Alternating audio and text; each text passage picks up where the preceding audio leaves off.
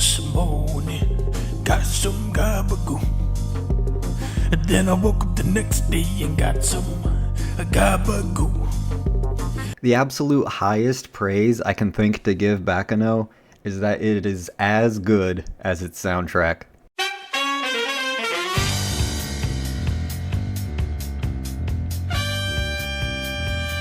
Baccano is my favorite anime because it is fun, but it's also serious. It's extremely lighthearted, but it's super dark. The story is super straightforward, but it's told in kind of a complex and interesting way. Yet throughout the show, none of it really seems to conflict with each other. It's just kind of meshes into this big ol' enjoyable little anime.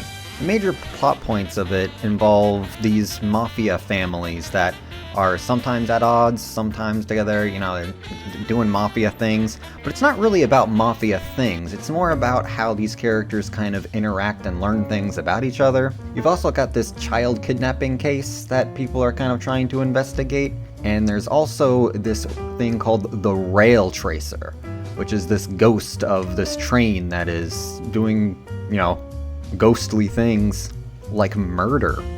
These differing plot points are all told at different points in a timeline, and the show kind of hops from one timeline to another just kind of willy-nilly. And if this is a turnoff for you, don't worry. It's not one of those things where it's like, okay, you have to know a certain thing about B plot in order to actually understand what it means when he says that thing in the A plot, which kind of goes to the C plot, but you need something from the B plot after you learn the thing about the A plot and the C plot in order. No, it's none of that. It's none of that. It's not that complicated. It's very much just sit back in your chair with a glass of wine, watch the anime, and you get it. It's not like a Memento or some kind of something like that where you have to like piece things together with your multiple watch throughs.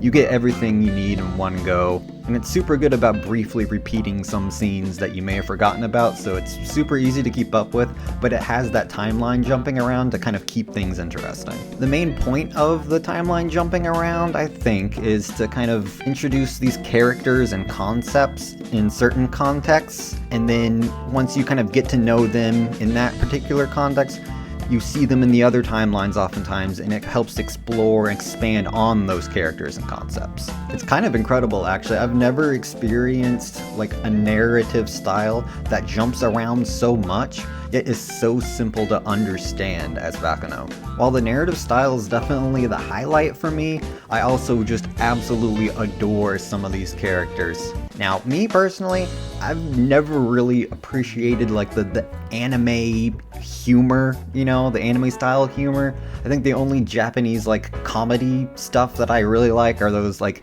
game show things where they're running through the obstacle courses and they get hurt and it's like borderline voluntary human torture that we all get to laugh at, you know? Now that being said, if you don't think Isaac and Miria are very, very funny, you will at least think they are very, very charming. They are just over the top, like theatrical, just for the sake of theatrics. I'll use my trusty 100 guns. But you don't have any guns. How about that? But you know what? A grizzled old ranch hand asked me once.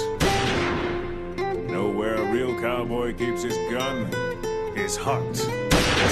And it's, they're so precious. I would protect them with my life, even though I don't have to, but well, that gets into spoilers. There's Firo Prochinazzo, who's the cool, I'm gonna smile at the camera protagonist. There's Lad Russo, who you're supposed to love to hate, but he's like so over the top, like just sadistic and dramatic that you kind of just end up liking him without hating him. It's got Best Girl. The hottest girl in the show is a burn victim. Progressive? Guys, there is a character named Jacuzzi Spalot. Do I have to go over characters anymore at this point? Here is a big selling point for this anime. Now, I am one of those anime elitists where I say, if you are not watching the subbed version, and you are actually watching your anime in English dub, What, do you not know how to read? Why would you subject yourself to the worst voice acting known to man? If not, I just guess for the comedy of it. But because Baccano is actually, all mafia plot, everyone speaks in the mafia accent.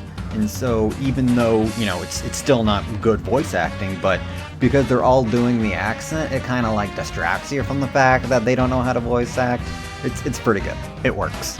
Guys, you guys, this anime is 16 episodes. Go watch the show. It's got anime in it.